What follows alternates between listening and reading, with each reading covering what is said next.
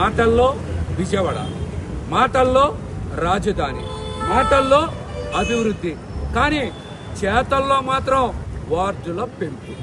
విజయవాడ నగర అభివృద్ధి మీద సవతి తల్లి ప్రేమ చూపిస్తున్నటువంటి కూటమి పార్టీ ఈ రోజున విజయవాడ నగర ప్రజలకి సమాధానం చెప్పాలి.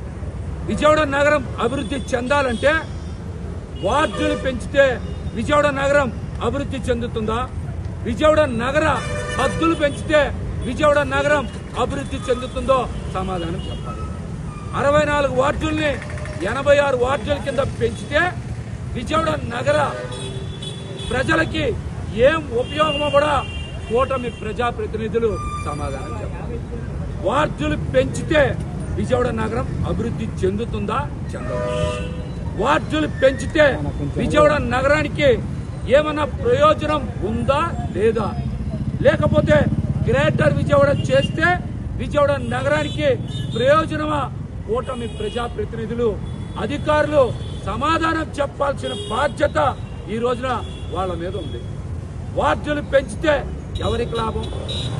వార్డులు పెంచితే రాజకీయ నిరుద్యోగులకి, రాజకీయాల్లో ఉండేటువంటి కొంతమంది నాయకులకి ప్రయోజనం ఉంటుంది, కానీ విజయవాడ నగర ప్రజలకి ఏం ప్రయోజనము కూడా ఈ రోజున Telugu Desam party, BJP party, Janasena party సమాధానం చెప్పాల్సినటువంటి బాధ్యత ఉంది.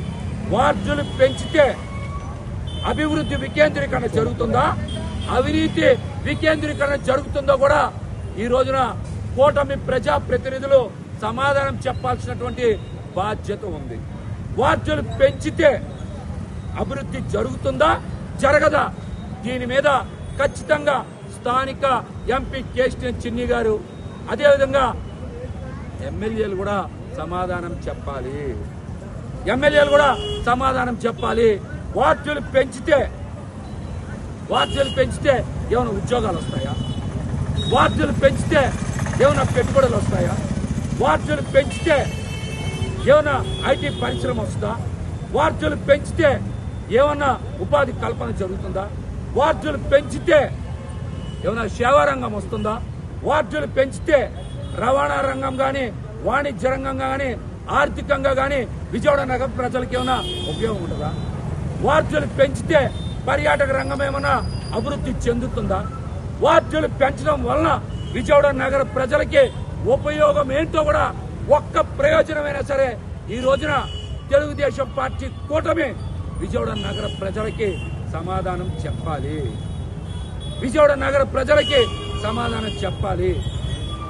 అమరావతి ఒక్కటే అభివృద్ధి చెందితే సరిపోదు. అమరావతితో పాటు ఖచ్చితంగా విజయవాడ నగరం కూడా అభివృద్ధి చెంది తీరాలి. వైఎస్ జగన్మోహన్ రెడ్డి గారు మావీగన్ ప్రతిపాదించారు. మావీగన్ లో విజయవాడ నగరం రాజధాని అని చెప్పారు. చంద్రబాబు నాయుడు గారు కూడా అమరావతి, విజయవాడ, గుంటూరే రాజధాని అని చెప్పారు. మరి ఆవీగన్ లో కూడా విజయవాడ నగరం రాజధానిలో భాగమైంది. కానీ అభివృద్ధి వచ్చేటప్పటికి చంద్రబాబు నాయుడు గారు విజయవాడ నగరాన్ని ఎందుకు పట్టించుకోవట్లా? గ్రేటర్ విజయవాడ ఎందుకు ప్రకటించట్లా? విజయవాడ నగర అభివృద్ధిని ఎందుకు చెయ్యట్లా? దీని మీద ఖచ్చితంగా చంద్రబాబు నాయుడు గారు కూడా విజయవాడ నగర ప్రజలకి సమాధానం చెప్పాలి. మేమేమో కలెక్టర్ గారిని, కమిషనర్ గారిని కలిశాం. వాళ్ళేమో గ్రేటర్ విజయవాడకి మేము అన్ని ప్రతిపాదనలు సిద్ధం చేశాం. అధికారులుగా మేము అన్ని ప్రయత్నాలు చేశాం. మా దగ్గర రిపోర్ట్ రెడీగా ఉంది. తీర్మానాలన్నీ కూడా రెడీగా ఉన్నాయి. మరి రాష్ట్ర ప్రభుత్వానికి పంపించేశామని చెప్తా ఉన్నారు. మరి నిర్ణయం రాష్ట్ర ప్రభుత్వం దగ్గర ఎందుకు ఆగిపోయింది? గ్రేటర్ విజయవాడ ప్రతిపాదనని ఎందుకు నిలుపుదీయాలి అని రాష్ట్ర ప్రభుత్వం అనుకుంటా ఉందో కూడా ఈ రోజున విజయవాడ నగర ప్రజలకి, చుట్టుపక్కల గ్రామాలకు కూడా సమాధానం చెప్పాలి. గ్రేటర్ పరిధిలో ఉండేటువంటి ఎంపీ గారు సానుకూలం అంటున్నారు, చిన్ని గారు ఎమ్మెల్యేలు సానుకూలం అంటా ఉన్నారు. ఇంకా రాష్ట్ర ప్రభుత్వానికి వచ్చినటువంటి ఇబ్బంది ఏంటో కూడా ఈ రోజున నగర ప్రజలకి సమాధానం చెప్పాలి. సమాధానం చెప్పాలి.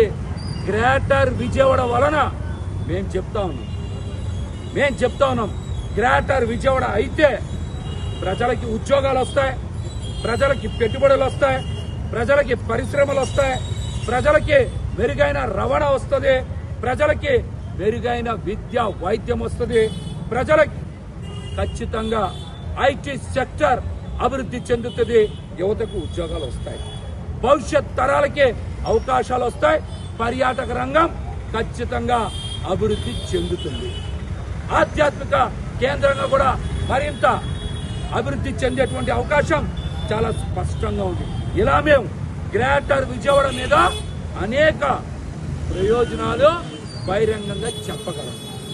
కానీ వాటిని పెంచితే వచ్చే ఉపయోగం ఏంటో ఒక్కటైనా సరే చిన్ని గారు కానీ ఎమ్మెల్యే గారులు కానీ లేకపోతే కూటమి ప్రభుత్వం కానీ సమాధానం చెప్పగలదని ఈ రోజున మేము బహిరంగంగా మాట్లాడుతున్నాం. వాటిని పెంచితే వచ్చే ఆర్థిక ప్రయోజనం ఏంటో కూడా ఖచ్చితంగా విజయవాడ నగర ప్రజలకి మీరు సమాధానం చెప్పాలి. విజయవాడ నగర ప్రజలకి సమాధానం చెప్పాలి. విజయవాడ నగర అభివృద్ధి మీద సవతి తల్లి ప్రేమ చూపించద్దని కూడా మేము ఈ రోజున రాష్ట్ర ప్రభుత్వానికైతే విజ్ఞప్తి చేస్తా ఉన్నాం. అమరావతి అభివృద్ధి చెందాలి. అందుకోసం విజయవాడ నగరం అభివృద్ధి చెందకూడదు. విజయవాడ పాత బస్తీగానే ఉండిపోవాలి. విజయవాడ నగరం ఏదో ఒక మేజర్ పంచాయతీగా ఉండిపోవాలనేటువంటి ప్రయత్నాలు మంచిది కావు. విజయవాడ నగరం రాజధాని నడిబొట్టులో ఉంది. విజయవాడ నగరం అభివృద్ధి చెందితేనే రాష్ట్రం అభివృద్ధి చెందుతుంది. విజయవాడ నగరం అభివృద్ధి చెందితేనే రాష్ట్ర ఆర్థిక పరిస్థితి కూడా బాగుంటుంది. అందుకని ఖచ్చితంగా విజయవాడ నగరాన్ని గ్రేటర్ చేసి తీరాలి, గ్రేటర్ గా ప్రకటించాలి. ఇప్పుడు చెయ్యకపోతే స్థానిక సంస్థల ఎన్నికలు పెడితే ఖచ్చితంగా గ్రేటర్ అయ్యే అవకాశం ఉండదు. విజయవాడ నగరం అభివృద్ధి అయ్యేటువంటి అవకాశం ఉండదు. మరలా ఈ ప్రతిపాదన మూలన పడిపోతుంది. విజయవాడ నగర అభివృద్ధి ఆగిపోతుంది. కాబట్టి ఈ అంశం మీద ప్రజలందరూ కూడా ఆలోచన చేయాలి. ఖచ్చితంగా మా ప్రయత్నానికే మద్దతు ఇవ్వాలి. ఖచ్చితంగా వచ్చే వారం గ్రేటర్ చెయ్యాలని శాంతియుత నిరసన ప్రదర్శన ఖచ్చితంగా చేస్తాం. ప్రజలను కలుపుకొని ఆ తేదీ వివరాలు కూడా సోమవారం ప్రకటిస్తానని కూడా తెలియజేస్తున్నా.